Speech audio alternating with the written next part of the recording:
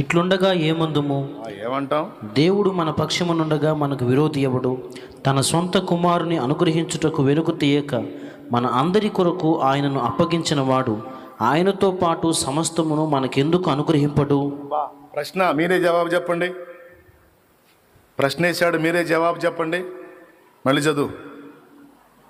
ఇట్లుండగా ఏమందుము? దేవుడు మన పక్షమునుండగా మనకు విరోధి ఎవడు? దేవుడు మన పక్షము ఉండగా మనకు విరోధి ఎవడో? తన సొంత కుమారుని అనుగ్రహించుటకు వెనుక తీయక తన సొంత కుమారుని అనుగ్రహించుటకు వెనుక తీయక మన అందరి కొరకు ఆయనను అప్పగించిన వాడు ఆయనతో పాటు సమస్తమును మనకెందుకు అనుగ్రహింపడు? అద్దగో ఎందుకు ఇవ్వడు అని అడుగుతున్నాడు. తన అద్వితీయ కుమారుని, జనితైక కుమారుని, ప్రియ కుమారుని మన కోసం నిలువున బలిగా అర్పించాడే. తండ్రి అంత ప్రేమిస్తున్నాడు మనల్ని, అంత ప్రేమించేవాడు. ఆ కుమారుణ్ణి మన కోసం ఇచ్చినవాడు ఆయనతో పాటు నీ సమస్త అవసరతలకి సమాధానం ఇవ్వడా? ఇస్తాడా? ఈడా ఖచ్చితంగా ఇస్తాడు. నిర్ణయ కాలంలో ఇస్తాడు. ఏ సమయంలో ఇవ్వాలో ఆ సమయంలో తప్పకుండా ఇస్తాడు. అది రేపే అవసరమైతే రేపే ఇస్తాడు, ఎల్లుండి అవసరమైతే ఎల్లుండికి ఇచ్చేస్తాడు, ఒక 10 రోజుల తర్వాత అయితే అప్పుడు ఇస్తాడు, ఒకవేళ 1 సంవత్సరం తర్వాత అయితే అప్పుడే ఇస్తాడు.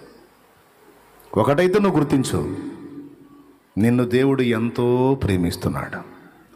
కొడుకుగా, కూతురిగా నిన్ను స్వీకరించాడు. నిన్నేదో బయట వ్యక్తిలాగా చూడట్లా, ఆయన సొంత కూతురులాగా, సొంత కొడుకులాగా నిజంగా చూసుకుంటున్నాడు నిన్ను. ఏదో ఓదార్పు కోసం చెప్పట్లా, వాస్తవమే చెబుతున్నాను నేను. నిన్ను నన్ను అంత ప్రేమించాడు ఆయన. రైట్.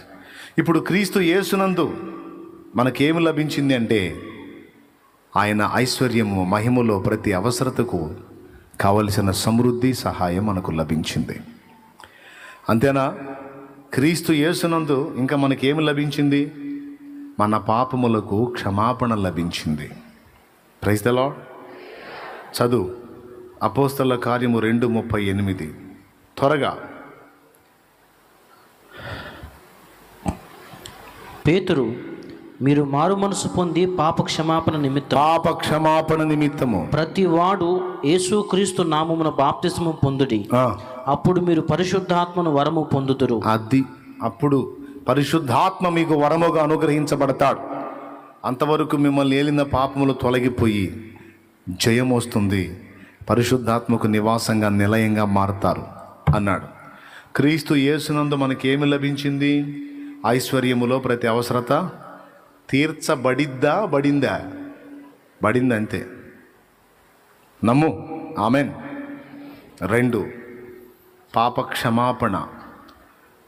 మనం చేసిన సమస్త పాతకాలకు క్రీస్తు యేసునందు విమోచన లభించింది. పడమటికి తూర్పెంత ఎడమో పాపమునకు మనకునంత, పడమటికి తూర్పెంత ఎడమో పాపమునకు మనకునంత, ఎడము కలుగా చేసియున్నాడు మన పాపములను, ఎడముగానే చేసియున్నాడు. ఆ కారణము చే దేవ సంస్తుతి చేయవే మనసా, శ్రీమంతుడగు యెహోవ సంస్తుతి చేయవే మనసా. దేవునికి మహిమ. ఈరోజు నువ్వు నేను ఎవరి యందున్నాం? పెద్దగా చెప్పండి, మీకు దండం చేసుకుంటానా. క్రీస్తు యేసునందున్నాం. Okay, right. ఏం దొరికింది మనకి? ఐశ్వర్యము చొప్పున ప్రతి అవసరతకు సమాధానం దొరికింది. 2వది పాప క్షమాపణ దొరికింది. ఆత్మకు రక్షణ దొరికింది. నమ్మి బాప్తీసం పొందువాడు నమ్మని వానికి రైట్. బాప్తీసం ఎవరిలో పొందాలి? ఏ నామంలో పొందాలి? అది యేసునందు మనకి సమృద్ధి, యేసునందు మనకి పాప క్షమాపణ, యేసునందు మనకి ఆత్మ రక్షణ, యేసునందు మనకి పరిశుద్ధాత్మ అనుగ్రహించబడ్డాడు. యేసునందు. ఎవని యందు? యేసునందు. చెప్పాడుగా, ప్రభు అయిన యేసునందు విశ్వాసముంచి మారు మనసు పొంది ప్రతివాడు బాప్తీసం పొందండి, అప్పుడు మీకు పరిశుద్ధాత్మ అను వరము. లోకస్తులకు ఉందా పరిశుద్ధాత్మ అను వరం? లోకము ఆయన చూడదు గనుక ఆయనను పొందనేరదు. మీరు ఆయనను ఎరుగుదురు గనుక ఆయన మీలో నివసించును, మీతో కూడా ఉండును, మీలో నివసించును అన్నాడు. లోకానికి మనకి వ్యత్యాసం ఏంటంటే మనం కలిగి ఉన్న పరిశుద్ధాత్మని లోకస్తులు కలిగి లేరు. క్రీస్తు యేసు నందున్నాం మనం, వాళ్ళు క్రీస్తు యేసుకు వెలపట్టున్నారు. ఇక వాళ్ళకి ఎన్నుంటే ఏమి లాభం? ఆత్మరక్షణ ఉందా? పాప క్షమాపణ ఉందా?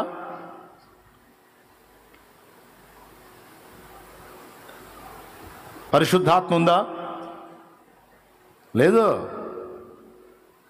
క్రీస్తు యేసునందు మనకి శాంతి అనుగ్రహించబడింది. తెలుసా మీకు? మత్తయి సువార్త 11:28. మరి మీకు తెలియదా ఏంది? యోహాను సువార్తలో అన్నాడు, శాంతిని మీకు అనుగ్రహించుచున్నాను, నా శాంతినే మీకు అనుగ్రహించుచున్నాను అన్నాడు. క్రీస్తు యేసునందు శాంతి అనుగ్రహించబడింది. స్తోత్రం. ఏ శాంతి అనుగ్రహించబడింది? మన పక్కింటి శాంతి కాదు. స్తోత్రం. హల్లెలూయా. లేకపోతే సినిమా హాల్లో శాంతి కాదు, మందు షాపులో శాంతి కాదు, యోగాలో శాంతి కాదు. శాంతి లోకం కూడా ఇచ్చిద్దట, లోకం కూడా ఇచ్చిద్దట శాంతి. అయితే లోకం ఇచ్చినట్టు నేను మీకు ఇచ్చుటలేదు, నా శాంతినే మీకు ఇస్తున్నాను అన్నాడు.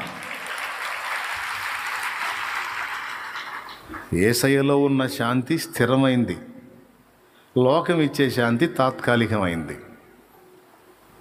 మనసేం బాగలేదు, సినిమాకు పోదాం పారా అంటాడు. దేనికోసం? ప్రశాంతత కోసం, శాంతి కోసం. లోపల పోయి 3 గంటలు చెమటలు బట్టి వస్తాడు బయటికి. ఎందుకు? ఈడి బాధలు ఈడికి ఉండంగా సినిమాకు పోయి వాడి బాధలన్నీ చూసి ఈడికి గందరగోళమే బయటకు వస్తాడు. అందులో ఏం శాంతి ఉందో నాకు అర్థం కావట్లేదు, మెంటల్ టెన్షన్ తప్ప. అవునా? రైట్. బార్ షాపుకు పోతాడు శాంతి పొందుదామని, సీసా తెచ్చుకుంటాడు. వాడికి శాంతే, ఇంటి మొత్తానికి అశాంతి. దేవునికి స్తోత్రం. హల్లెలూయా. ఏమండి? తాగినోడికి శాంతి, తాగిందాక తపన, తాగినాక శాంతి. ఇక వాడికి శాంతి స్టార్ట్ అవుతుంటేనే భార్యకి అశాంతి స్టార్ట్ అయింది. ఎందుకంటే ఇక భార్యని కదిలిస్తూ ఉంటాడు. దేనికి? ఫైటింగ్కి. ఇప్పుడు వీడు తాగాడని బజార్ మొత్తం తెలియాలి కదా. దేవునికి స్తోత్రం. హల్లెలూయా. ఇక భార్యకి నిద్ర లేకుండా, భార్యకి ఆహారం లేకుండా, భార్యకి ప్రశాంతత లేకుండా, పిల్లలకి శాంతి లేకుండా. సాయంత్రానికి బజార్ నుంచి వచ్చాడంట భర్త, భార్యని పిల్లల్ని ఇంట్లో దగ్గర పిలిచి టేబుల్ మీద సారాయి పొట్లాలు పెట్టి దండం పెట్టండి రా అన్నాడంట. వెనకటి రోజుల్లో ఏంది నాన్న అయ్యి అన్నారంట పిల్లలు. దండం పెట్టండి రా, సారాయి పొట్లాలు నాన్న అయ్యి అని. తప్పు, ఆనందం పొట్లాలు అన్నాడంట. ఏం పొట్లాలు? ఆనందం పొట్లాలు, ఆనందం చేసాలి. వీడికి ఆనందం అందరికీ. అది లోకం ఇచ్చినట్టు కాదు, నా శాంతిని మీకు ఇస్తున్నాను అన్నాడు. తాగిన కాసేపు, మత్తున్న కాసేపు ఏదో బీరాలు పలుకుతాడు. అది దిగిపోయిన తర్వాత తెల్లారి చూడాలి ముఖం, అట తిప్పుకొని పోతూ ఉంటాడు. సిగ్గు. ఎక్కడ శాంతి? క్రీస్తు యేసునందు మనకు నిజమైన శాంతి దొరికింది. నిజంగా చెప్తున్నానండి. పెను తుఫానులో నాదు ప్రశాంతత, నా వేదనలో దివ్యాదరణ. పెను తుఫానులో నాదు ప్రశాంతత, నా వేదనలో దివ్యాదరణ. శోధన సమయములందున దీనుల ప్రియ బాంధవుడవు ప్రభో, ప్రియ బాంధవుడవు నీవే ప్రభో. పెను తుఫానులో నాదు ప్రశాంతత, నా వేదనలో దివ్యమైన ఆదరణ. శాంతి, ప్రశాంతత అనేది ఎక్కడ చూస్తాం మనం? ఏడ దొరికిద్ది మనకి? తల్లి ఒడిలో ఉన్న పసిపాప దగ్గర చూడొచ్చు శాంతి. తల్లి ఒడిలో ఉన్న ప్రశాంతత పసిబిడ్డలో చూడొచ్చు. ఎందుకంటే తనను తాను కాపాడుకోలేదు. పూర్తిగా కాలు మీదో, ఏలు మీదో, చెయ్యి మీదో, దేని మీద ఆధారపడదు. చంటి పాప తల్లి మీదే ఆధారపడిద్ది. స్తోత్రం, హల్లెలూయా. కాబట్టి కంప్లీట్గా ఎప్పుడైతే తల్లి మీద డిపెండ్ అవుతుంటుందో, ఇక తన గురించి తనకి ఇక ఏ ప్రెజర్ లేదు. తల్లి ఒడిలో ఓ భక్తుడు పాడాడు కదా, తల్లి ఒడిలో పవళించే బిడ్డవలేనే, తండ్రిని ఒడిలోని. స్తోత్రం. మనల్ని కూడా అలాగ ఉండమంటాడు ఆయన. మనమే ఉండంలే. మనం జీబులో కూర్చొని కట్టెల మోపు నెత్తిన పెట్టుకున్నాం, ఇలాగ ఉంటుంది మన వ్యవహారం. జీబులో కూర్చొని కట్టెల మోపు నెత్తిన పెట్టుకుందంట. పాపం కట్టెల మోపు మొత్తంలో ముసలమ్మని ఎక్కించుకున్న జీవుడు వెనక్కి చూసి ఆపి, ఏం చేస్తున్నావు అన్నాడంట. నేనే బరువు అయితే కట్టెల మోపు ఎందుకని నా నెత్తినే పెట్టుకున్నాను అయ్యా అన్నాను. కొంతమంది అట్టంటి వాళ్ళు ఉంటారు అనమాట. ఏ సైడ్లోకి వచ్చి కూడా ఇంకా నెత్తినే మోతుంటారు బరువు. నీ భారమంతయు ఆయన మీద మోపు, ఆయన నిన్ను గూర్చి చింతించుచున్నాడు అన్నది వాక్యం. అలాగా నిజమైన శాంతిని అనుభవించాలంటే క్రీస్తు యేసునందు ఆయన మీద ఎంత అద్భుతంగా అనుకుంటావో అంత శాంతి. నేను చెప్పానా? యెషయా గారు చెప్పాడు. ఎక్కడ చెప్పాడు? అదేదో అధ్యాయంలో, అదేదో వచనంలో చెప్పాడు. ఇంటికి పోయాక చూసుకోండి. ఎవని మనసు నీ మీద పూర్ణముగా ఆనుకొనునో వానిని నీవు పూర్ణ శాంతి గలవానిగా చేసెదవు. దేవునికి మహిమ. ఎవని మనస్సు నీ మీద ఆనుకొనునో వానిని నీవు పూర్ణ శాంతి గలవానిగా కాపాడు. అంటే మనసు ఆనుకున్నోడికి పూర్ణ శాంతి అంటే, ఆనుకోనోడికి మెంటల్ టెన్షనేగా. స్తోత్రం. మళ్ళీ చెబుతున్నా, మనసు ఎవరి మనసు ఆయన మీద ఆనుకుంటుందో వానికి పూర్ణ శాంతి అయితే, ఎవరి మనసు దేవుని మీద ఆనుకోదో వాళ్ళకి ఇంకా టార్చరేగా.